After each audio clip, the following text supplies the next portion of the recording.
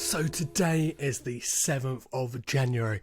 It's a Sunday. It might be a sleepy Sunday for most of you. And it's not normally, you're probably thinking, oh, Tuesday's a caged in day. But today's a very special day. Because as much as it may be a nice relaxing day for you guys to just chill out, spend time with the family, it's a very special day for one special boy out there, Nic Cage. It's his birthday and he is 54 years old today. In 1963, his parents went at it, and 9 months later, on the 7th of January, popped out a little slippery Nic Cage. And boy, did he go on to achieve some greatness. He also went on to achieve some absolute shit. But thankfully for me, not a lot of that has come up yet. I'm sure a lot of that shit will come up in the time to be. But it's time to look at, we're not looking at one of his movies per se today. We're actually getting our detective hats on and having a little poke around a film that came out in 2002 called Sonny. The thing that is interesting about this film is it is the one and only time that Nic Cage has directed a film. And the question that begs to be answered is, why only the one film? And more importantly, why only this film? I'm sure he's had many opportunities to direct, or there's plenty of projects that he could have taken and directed himself, but why this one? I know that it stars James Franco, and I know it is about a gigolo. Here is a little brief description of the film from the man himself. I got the script over 15 years ago. My agent at the time, Ed Lamato, sent it to me. It was originally called Folks, and it was something that Richard Gere had considered, and then he passed on it and then did American Gigolo. And then I got the script a few years later. I read it, and I was compelled by it. I thought that the character was dynamic and emotional and powerful. I wanted to do it, but I couldn't find a director to commit to it. And then it went on the shelf. No one seemed to want to make the film. And then over 15 years later, I started thinking about the idea of directing, and it came to my attention again. And I said, well, let's try to option it. And I did, and then I reread it, and I went through the whole same gamut of emotions. And I thought, yeah, this is probably the right way to start for me, because it's unique, and it's about characters, it's about people.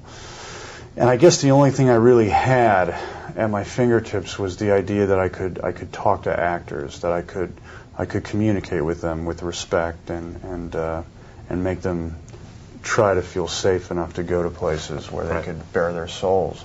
But that was really all I knew I could do. Everything else was just trying to go by instinct. So there's a lot to digest there. And let's take that in for a second, that this was a film that Richard Gere had passed on to move on to American Gigolo, as we heard the man say himself, which begs the question, was there a reason that this film did not get made? It seemed like there was a string of bad luck. Nic Cage, the actor, as we know, he has got a penchant for just doing whatever the fuck is handed to him, and it sounds like the crazier, the more outlandish idea of a film, the more gung-ho he is to do it. And when it comes to the element of directing, he's been on a lot of film sets, but does that necessarily mean that you should do it?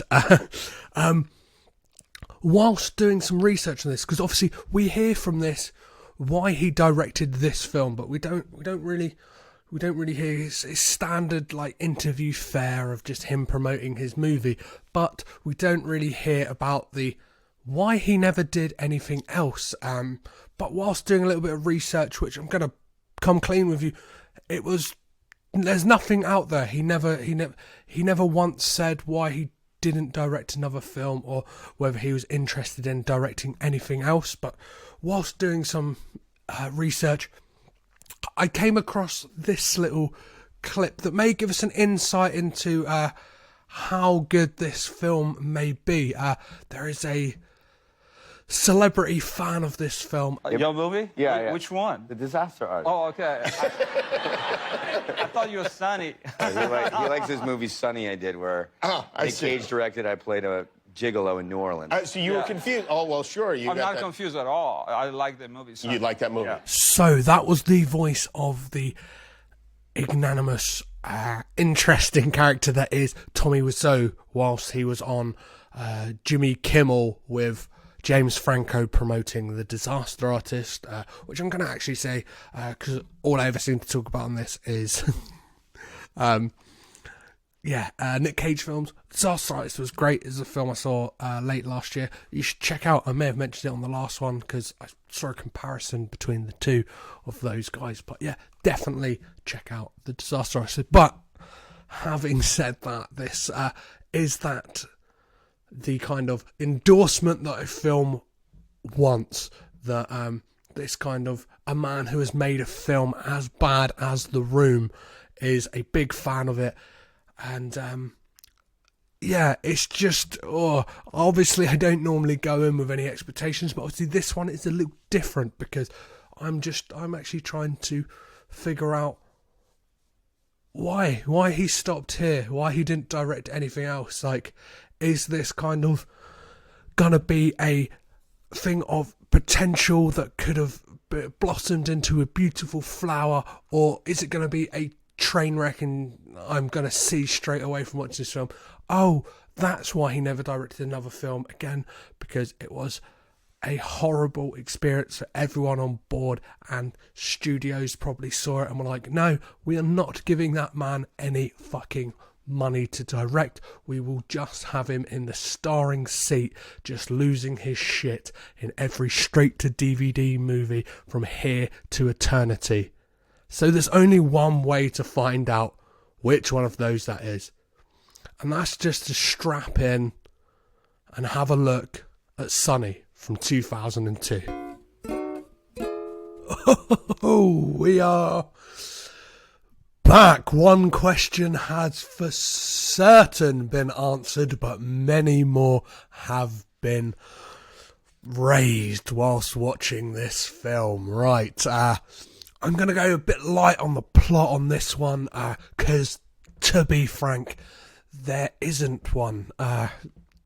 Not that much of a plot that I could fucking see. The question that was answered, I'm going to say it right out. I can tell why Nicolas Cage did not direct another film, because in my humble opinion, and I imagine the opinion of a lot of people, this is a load of garbage. It's a muddled mess of kind of student film techniques with a kind of self-importance that is, like, I guess he thought, maybe the cast thought they were doing something great, but oh boy, were they fucking pissing up the wall with this one. So let's just kind of do like a brief little thing of what the fuck happens in Sonny. So it's basically James Franco's character Sonny returns from war. Which war? Or like being in the army, I don't know if it's return from war or just being in the army. When? I have no fucking idea, because this film is not clear at all on when it is set. It kind of has a soundtrack that is from all over the place, like time-wise. There's one moment it's like, seems like it's set in the 40s maybe. Then it seems like it's set in the 80s, the 70s. God fucking knows. All I know is it's not a modern day film because technology. There's no mobile phones. But God, like, it might as well have done. It wouldn't have made it any more understandable. Not that it's a confusing film. It's all over the fucking place. Well, he comes back from wherever the fuck he's been doing, whatever the fuck he's been doing. He looks pretty well for someone who's been in the army for 3 years. Looks like he's just been sat on a beach having a good old fucking time. I'm just gonna have a sip of my drink. This film has led me to drink. First, as soon as the film finished, I was like, that's it. I need to pour myself a nice tall glass of fucking something strong because, oh boy, it's knocked me for fucking 6. Cage, you prick. Fucking happy birthday. So he's back and his mum straight away is like, that's it. You're back out on the streets because you are my bottom bitch. His mum is pimping him out. He was a pimp. He was a whore before he went into the army. I say whore. I don't mean that in a derogatory term. That is just how they refer to the tricking game in this film. The hustling, a gentleman of the night, a gigolo, I believe some people call it. He's out there and his mum is literally straight back on. When you're getting out there, when you're slinging that dick on the streets, because I want that money. I've got a new girl. Her name is Carol, who's played by Mia Savini, Mila. I always forget her name. I stumble across. I probably should have read it. Oh, fuck it. She was in American Pie and she's in American Beauty, which I know we can't really talk about anymore because Kevin Spacey is a fucking piece of shit. So that film's kind of a bit of a dirty subject. But yeah, she's the rose petal girl that he's fucking fascinated with in that. She's there. She's like the other prostitute that the mum has, and she's like, you two are gonna make me shit tons of money. And it's kind of like, it's very confusing because it's almost like she's setting them up that they should be together as well as like a romantic item. And very quickly that night, Carol comes back from tricking the games and she pays Sonny for sex, and it's a very weird, lots of weird shots, like close-ups of, I don't know what Nicolas Cage was thinking with a lot of the shots in this. He fucking loves a crane shot in this. It's lots of like swooping for no reason, like literally outside of a house. Like, as I said, it's very like studenty film, like my first film, like let's just throw every piece of shit at the wall. So it is essentially just the exploits of him trying to live a new life because he doesn't want to be a prostitute anymore. He wants to work in a bookshop in Texas because a friend of his in the army said, my dad owns his bookshop, he can get you a job. We see the next morning after Sonny has slept with Carol that his mum's old friend, played by the late, great Harry Dean Stanton, who for me is an absolute standout in this film, just because he is someone who seems naturalistic and hasn't got this kind of light switch style of acting that kind of Nicolas Cage is known for. That kind of on the flip of a dime is off the wall and crazy and fucking mental. But Harry Dean Stanton is natural and kind of got a cool about him. But maybe that's just because I really like Harry Dean Stanton. And before we go any further on the plot, I've got to say, I normally really like James Franco, but in this film, I couldn't fucking stand him at all. There was like I don't know, this film is filled with I think the reason I don't like it is because it's filled with characters that are unlikable and irredeemable. They're all just horrible people that you do not care about their outcomes. You do not care about what they have to say or what they've been through or what happens to them. Like, they could have all just got into a big barrel and gone off the end of the fucking Niagara Falls for all I care, because they were all just disgusting, horrible, vile people. And that's not just to say because they were in the world of prostitution. even that, there was just still no redeemable, like, features about them. They just weren't nice to anyone or anything. They just kind of, they were just all, like, I don't know. Even when Sonny has, like, ways out, he just fucks it up. And, just, I don't know, mate, yeah, oh, no, I had no, just fuck them all. So, moving on with the plot. I keep saying the word plot like there's a lot going on, but there's not. There is a scene where Sonny is driving to Texas, and this is one of many scenes that just has, like I said, this kind of student sensibility and like the horrible, like sped up driving sequence to some kind of, I don't know, it sounds like some Cardigans rip-off, horrible, like late 90s, early 2000s kind of indie pop rock that is just, it's gross. He goes out to see the guy who said his dad had the shop, and things aren't good. The son is played, like the friend is played by Scott Caan, who I imagine Nicolas Cage, like, got off of the back of Gone in 6 Seconds. He's like, please, do me this favour, be in this bullshit film I've got, like, it's my directorial debut, please be in it. Yeah, come on, mate. And the job that he was promised, well, he weren't going to fucking get it, because it turns out that the dad had lied about his financial situation whilst his son was in the army, and had also lied about his health. So not only had he lost the shop, he's bloody dead. Fucking hell. Talk about pride.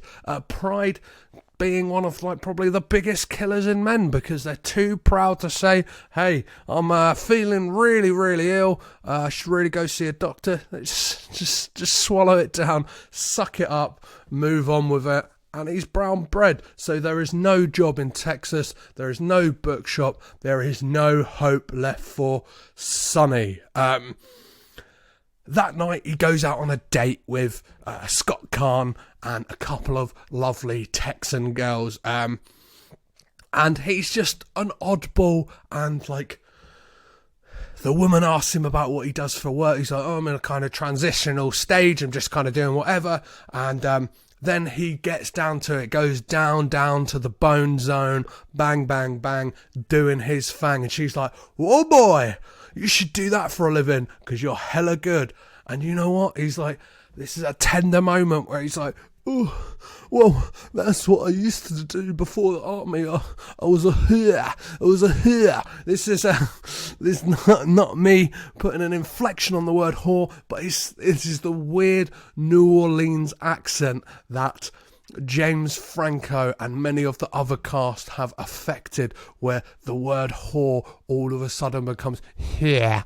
Like, it's it's both hilarious and fucking skin crawling at the same time. Upon hearing this news, like, at first the woman thinks, yeah, you're having a laugh, you're showing off because you're good at slinging that dick. But it dawns on her that he is being honest, and she goes to have some cough syrup, where Sonny fucking loses his rag, naked, just throwing cough syrup bottles all about the place, going, you're a fucking junkie. Scott Caan comes running in, the other girl comes running in, Sonny's told to get the fuck out of there, rightly so, because he is just screaming at the top of his lungs, I am better than all of you, I am fucking better than all of you, you're fucking shit, you're all squares, I am fucking great. And then he is back home and back to slinging dick around town, pulling tricks, and just sleeping with, like, possibly the people I felt sorry for the most in this film. And I found it quite liberating. Is obviously one redeeming thing about this film is that the fact that it's that role reversal in that it is a male gigolo. I know a lot of films are very centred upon female prostitutes, but this film has the guts, at least, to show a male prostitute. Not the guts, but like, it is very different to a lot of American cinema out there, and this film kind of took a punt on that. Into a little thing I have made for this film, just called Scenes That Were Weird. Because from this point on, not a lot really happens, but these are kind of the rough highlights, or lowlights, possibly more the lowlights, the real bottom o' the barrel. One of them is a woman asks that Sonny turns up dressed as a policeman, and upon his arrival, he's in character. He's like, "Oh, I'm going to have to check your house. There's a prowler about." And one thing leads to another. It's obviously just the lead up to the sexual act that he's actually been paid for.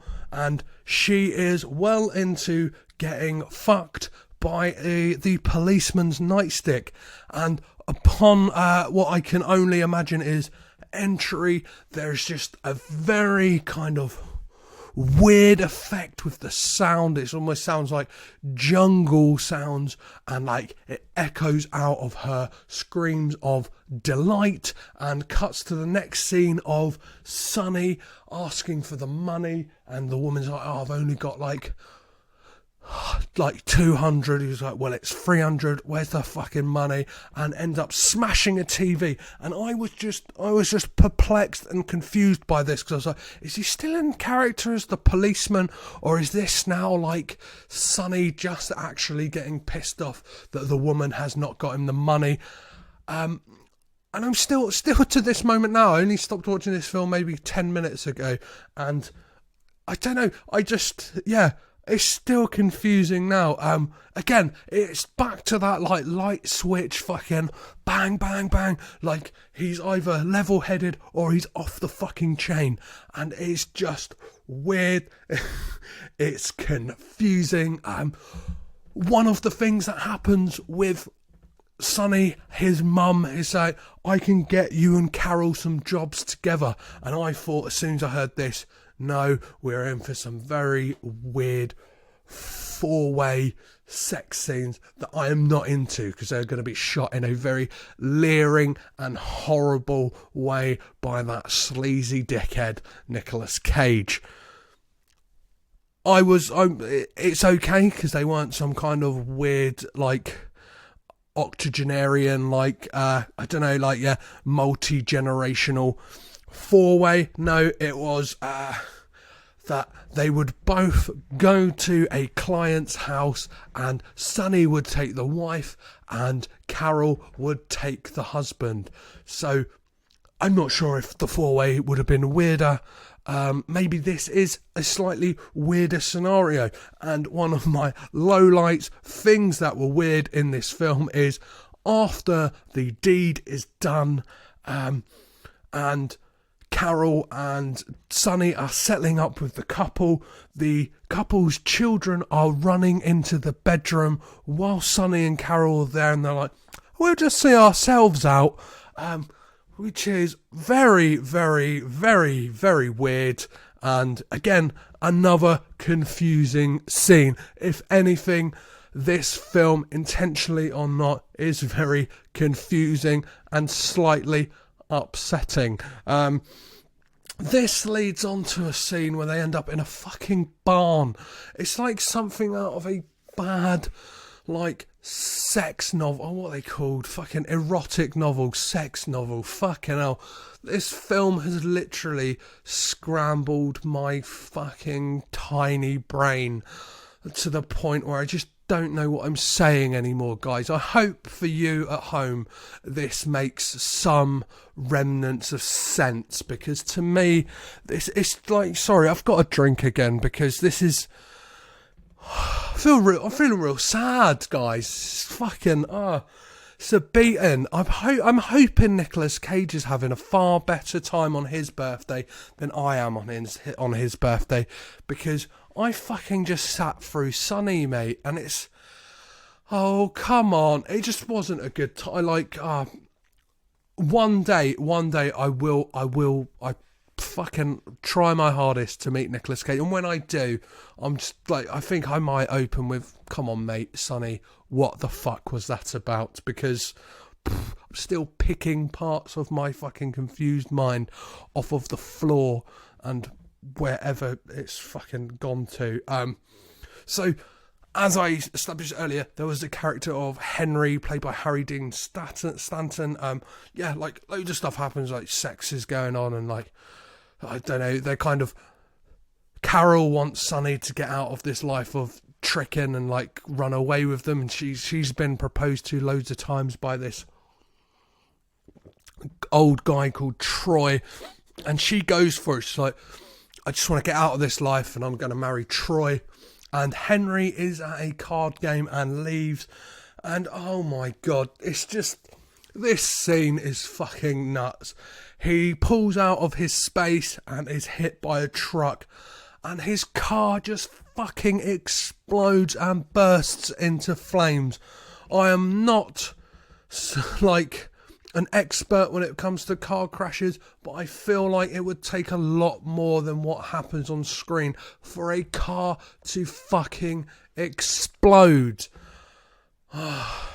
And, like, miraculously, his hat lands just outside of the car, like a little bit burnt up, but looks fine, just so we know that was definitely Henry who died, because his fucking hat's there. Yeah, we fucking know. We saw the car explode, guys. Come on.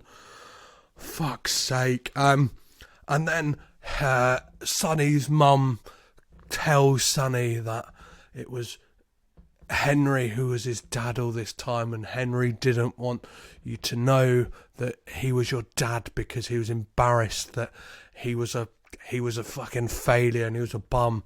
And Sonny pretty says the most, like, honest thing, and the thing I was thinking all the way through this is like, well, we're all failures. Yeah, you are. You're all horrible, nasty people. Like, I obviously get that Sonny and Carol can be seen as victims of circumstance. Obviously, you find out that Sonny has been made to be a prostitute since he was 12 years old, but there is still something inherently unlikable about the character. I don't know, you don't go enough into just... I get that films just paint people, like, for how they are, and you don't have to delve that deep into it, but it's just, I don't want fucking second guessing myself, because I know I didn't enjoy this. Like, I don't know, I'm thinking about it more, I might find something in there, but no. At the moment, no, I did not bloody like it. So she says, that is your daddy, and this sends Sonny into a spiral of chaos, and he goes out drinking. And this is a scene that really confused me, because there was Moon Age Daydream playing whilst he's boozing, and then moments later there was Whip It by Devo, and I just had kind of no idea, like, this just really spun me for a loop, and which decade this was set, or were they just kind of trying to be arty and loose with the soundtrack. And you know what, if that was the case, it didn't fucking work.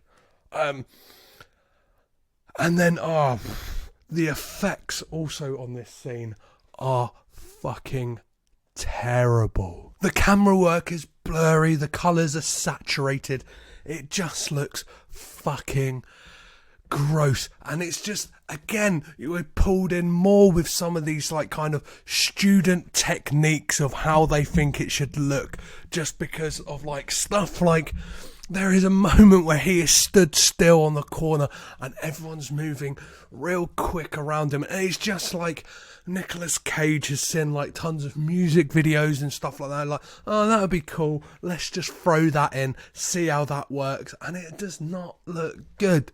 And then Sonny finds himself going into a guy called Acid Yellow's place, who is it looks like it is a gay brothel by the looks of it, because of Sonny very quickly is like, I want to come and work for you. I want to do a job. Have you got a guy coming in?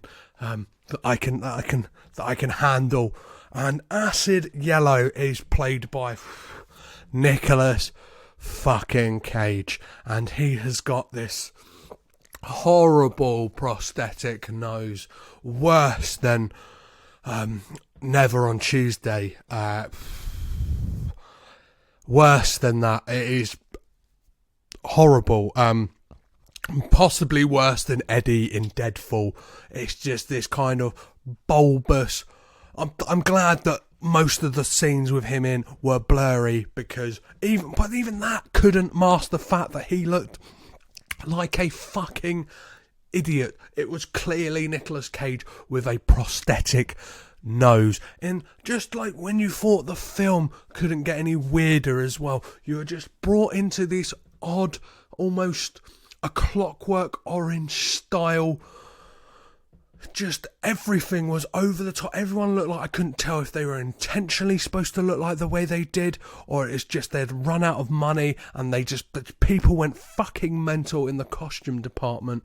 But yeah, it's this kind of like Dayglow 60s, but almost like like kind of Louis the 16th style, like just garb, and everyone looked fucking mental. And Sonny eventually is in a room with a gentleman, and he asked him the question, like, he's like, oh, like, what you here for? And he's like, I've been a bad boy, you're gonna punish me? And Sonny's like, yeah, how do you want to be punished? He's like, however you see fit. And then he asked him the question, do you know your father? And he's like, well, my father's dead. And Sonny's like, well, so's fucking mine. Whack, boot to the face, starts wailing on the guy. That's it, fucking Acid Yellow and his goons pull Sonny out, beat the shit out of him, get him out the door. Acid Yellow had a fucking cane that had a fucking sword in it that he pulls out, and he's like, cut him. And then, like, once Sonny is scarpered and out of the way, it was just like Nicolas Cage was like, oh, it's my, like, nobody's let me say this in a film, so I'm gonna say it. His line, once Sonny has run away, he just shouts the word cunt, and that is a word I was thinking, Nicolas Cage, that's what you are right now, because this film is a load of bullshit. Then we get the next day. Sonny is feeling sorry for himself. He is back home and wants to get out of it. He's looking sad for himself. Carol comes back. She's like, that's it. I need the Pontiac keys. I'm getting out of here. Me and Troy are getting out. We're going to get married in Mexico. We're going to elope. It's going to be a grand old time. And then she's like, can I have a chat with you on the front doorstep? Because I don't want your mum to hear. And she said to him, you know what? You should just run. I'm getting away. You've got your opportunity. Don't even go back into the house. Just leave. Just go. And then we see Carol go, leave, get in the car, start to drive away. We cut back to Sonny. He's looking up at the front door. Should he go in? Should he not? And then we see Carol in the car. See the gross fucking rotund, disgusting man she has decided to marry just so she can get out of this life. This is the one moment I felt sorry for a single character in this film. I felt sorry for her, that she had to live her life with this horrible, disgusting, vile man just so she could get out of being a prostitute. And then in the rearview mirror, she sees Sonny running down the road. She gets out of the car, runs to Sonny. They kiss in the middle of the beautiful New Orleans streets. And then it fades to white. And then we get the final shot, which is back to Sonny looking at that front door. Should he go in? And this final shot frustrated me so fucking much, because it was like, you're just trying to be smart, you're just trying to be clever, you're trying to be overly ambiguous with something that if you were going to do that, just have him looking at the door. Don't give us this fucking, oh, was that a dream? Was that not? Was that a thought? Maybe the fade to white is supposed to lead you into this. It's supposed to be a dream. Just don't fucking give us that. It's just fucking bullshit and just seems cheap to the audience and feels like a big old fucking waste of time. So I think you can kind of guess what I thought about this film. You can definitely see, I am not signing any petition. You can start a fucking change.org or whatever you want for Nicolas Cage to direct a film. No. There's like Francis Ford Coppola, fantastic director. Sophia Coppola, again, fantastic director. Haven't watched enough of her films, but just leave it to them, mate. Just leave it to them, because like we don't want this kind of fucking, I don't know. It's one of the, I can just imagine the people who like this and that they're fucking wankers, and I don't know. I don't want to be a part of it, and I did not enjoy this film, and I do not want Nicolas Cage to do any more. So it's a new year, and I hope his New Year's resolution was like, you know what? I'm never going to direct another film. I'm hoping he's getting to the ripe old age of 54. He's like, do you know what? I took a stab at that directing lark, but never again. I found my niche just to be an any old straight to DVD bit of tat, and I'm going to do that until the days that my body gives up and I can no longer do it and just fade away gracefully. Do not, I'm begging you, Nicolas Cage, do not direct another film. So, that is what I thought about the film. What do the critics think? Let's just have a look. I am going to pull up right now, live on air, the scores this film got. And we have today, IMDb gave this film 5.7 out of 10. I feel like that is fucking wrong. This should have way been below a fucking 5. This was not it's just, I kind of want to read out what people have said about this. Like, no, I'm not fucking doing it. Rotten Tomatoes, 23%. That's a lot more like it. That's, yeah, definitely in the bottom quarter of films. It's not good, guys. Would I recommend you watching this? No, because it is not even good on a it's not even good in so bad it is good. It is just bad. So that is Sonny. This has been Nicolas Cage's birthday special. I would say happy birthday, Nicky Boy. Hope you're having a fantastic day. I saw recently that the trailer for Mum and Dad has been released. I have resisted from watching it, but I do know it is directed by Brian Taylor, is it, of the Neville Dean Taylor Crank fame, and I believe the second Ghost Rider film. So I am very much looking forward to that. Couldn't escape. I believe I'd heard about it even before I'd started the podcast. That film sounds fucking great. So if this is how Nicolas Cage's future is turning out, I look forward to that. I feel like this film was a skid mark on the career, and I understand why you never went on to directing, because this film was terrible. So I have been your host, Petros Patsilivus. I have been caged in this fucking toilet of shit that is Sonny. You've been rad. Bye.